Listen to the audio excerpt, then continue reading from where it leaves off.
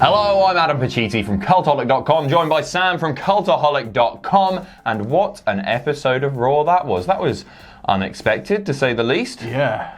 Who saw that coming? Let's take a look at all of the news. Today we've got news on 4 huge NXT call-ups from last night's Raw. The first inductees into the WWE Hall of Fame 2019 have been announced. And some interesting news on the WWE Women's Tag Team titles. So to kick off Raw last night, Triple H made his way to the ring and he cut a promo announcing the arrival of 4 NXT graduates, I guess. 4 baffling names. 4 huge names. You've got Ricochet, you've got Johnny Gargano and Tommaso Ciampa, DIY, and you've got Aleister Black. They all wrestled last night, and it was reported previously that they were backstage at Raw, but I don't think any of us saw them arriving on the main roster in this way. Yeah, I guess whenever it's reported that NXT stars are backstage at Raw, it's like, oh, they're just backstage at Raw because they already work for WWE. It's not sort of an odd thing in my head that they might be just there to get used to the backstage environment or see how a Raw works, but to have them debut, and to have them debut in this manner in front of quite a quiet, quite a timid crowd, I guess. Yeah, it wasn't a great crowd last night. To me, it sort of reeks of laziness. Do you know what I mean? It's different when it's a post-WrestleMania Raw, when it's the Raw after Mania and they come up. That's exciting. Chamber, mate. What you want about this is the biggest Raw of the year. I apologise. I'd have rather seen these 4 guys called up in a more sort of exciting manner. It all felt a bit flat. Triple H comes out and he just says, hey, these 4 guys, they're going to be here tonight. All right. One of them baffles me to no end. One of them makes me really, really confused. But the other ones, I get it. I think it adds a bit of spectacle if Triple H is out there going, they're going to debut. But Vince did promise a bit of a shake-up, and I'm just worried about what it's going to do to NXT if these are permanent call-ups, because it's going to be like what happened when Balor and all of them left. It leaves this huge hole that takes so long to fill that everybody goes, NXT's crap now, and it's just going to sort of leave that bewildered. So let's take a look at how all of these guys debuted on Raw last night. Let's kick things off, I guess, with Ricochet, who debuted in a match with Bobby Lashley and Lio Rush, teaming with Finn Balor. That was odd. Well, it's not how he debuted. He debuted saving Finn Balor. So there was a promo where Finn was talking about how good it is to have a belt again, and just being Finn Balor.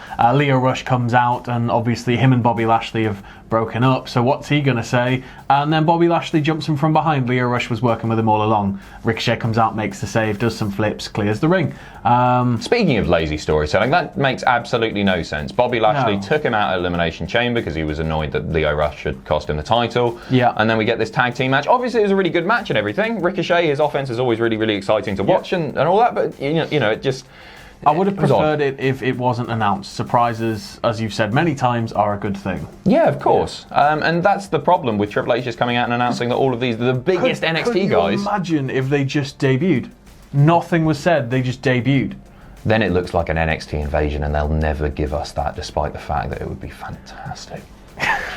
Whatever. It was a solid match. Obviously, all of the NXT guys last night won their matches, as to be expected. Let's get on to the next one. DIY, the team of Ciampa and Gargano, taking on the Raw Tag Team titles in a non-title match.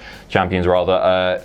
This is the one that did my head in, because NXT have just spun this whole story of, obviously, at TakeOver, Gargano came out with his belt and he and Ciampa stood with their gold. They did this whole thing on NXT where Gargano said that I only came out and stood next to you to prove to you that I didn't need you to win gold. And it fueled that story even further. There's still a bit of ructions between them. They still don't like each other. Gargano still seems to hate Ciampa. And now they're just on Raw being buddies. Sure.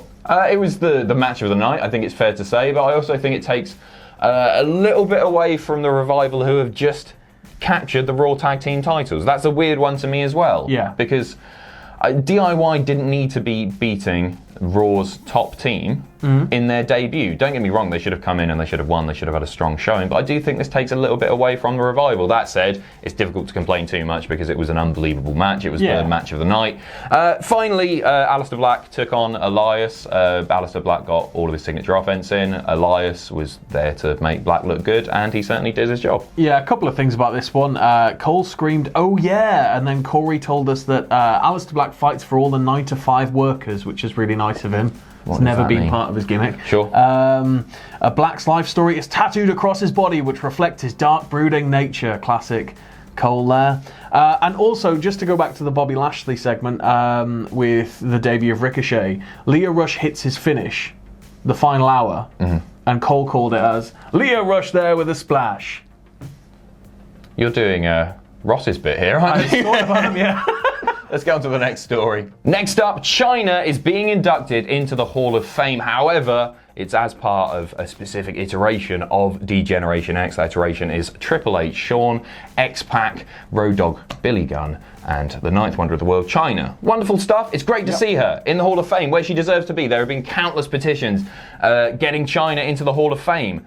However, this seems like a weird way of getting her in. This seems like a way of getting her in as part of something so they don't have to bill her as a single inductee. Yeah, and it's a bit of a shame because she deserves to go in on her own merit, and obviously there's the whole thing of, we can't put her in because, if you Google her name and all that stuff, but... X-Pac's in there? X-Pac's in there. He was arguably part of that. It's... Yeah, I don't know.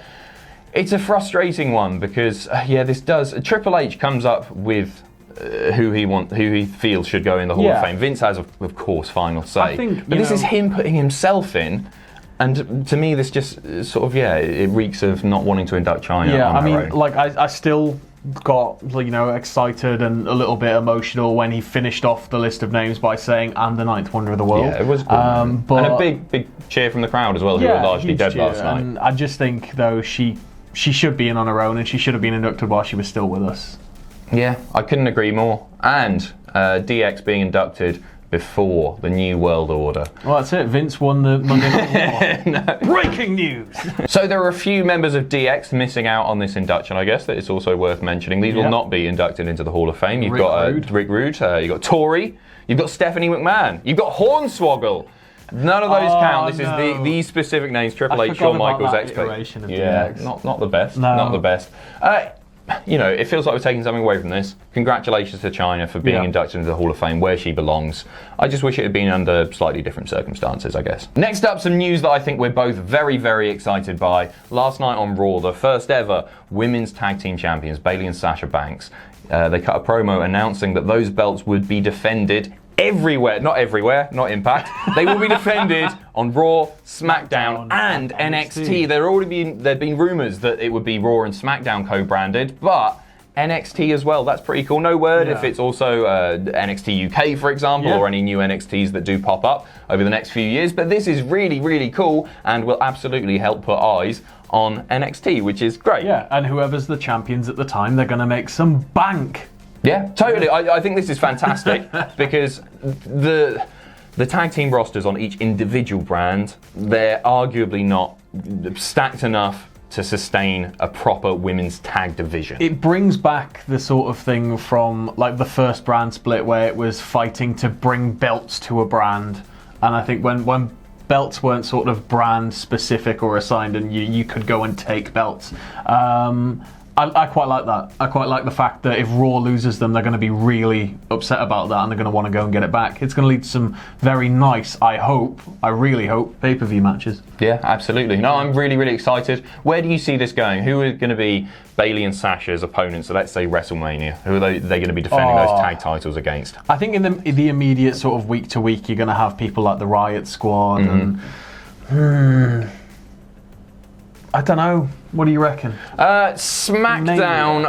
I'd like to see the Iconics there. I think they had the... See, I thought the Iconics should have won it. Yeah, no, I love them as a team, and I think they had a really great showing, especially as far as character work goes. At Elimination Chamber, I thought they were absolutely fantastic. But I guess we'll probably see where they were the last two in the ring, Mandy Rose, Sonya Deville. Yeah. They had a great mini-match in themselves. That was fantastic. I just think, though, if the Iconics had won it at Chamber, it would have been sort of classic Vince booking, I guess, in the way of... put it on two people that everybody wants to see those belts get torn off of as fast as possible. Sure. And they just somehow keep hold of the belts forever and ever. I thought that would have been great. Sure, I mean, with the classic heel tactics that they've been employing on SmackDown and at the Chamber themselves. There are people complaining about the predictability of Sasha and Bayley winning. And sure, it was a little bit predictable. It got the four horsewomen to hold all of the first women's belts. But...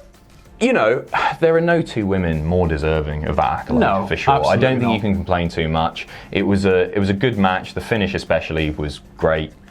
I'm all for it, personally. And finally, we have some news of an injury on the indie circuit, and this is a nasty one. It made me violently ill. Yes, this is... I couldn't even see it when I first saw the picture, and then I was looking around going, what's happened, and then it caught my eye. Lots of people thought that this might have been a work. We're going to flash the picture up in a moment. The man that we are talking about is behind us right now. Yeah. It is the War Boy, Nev.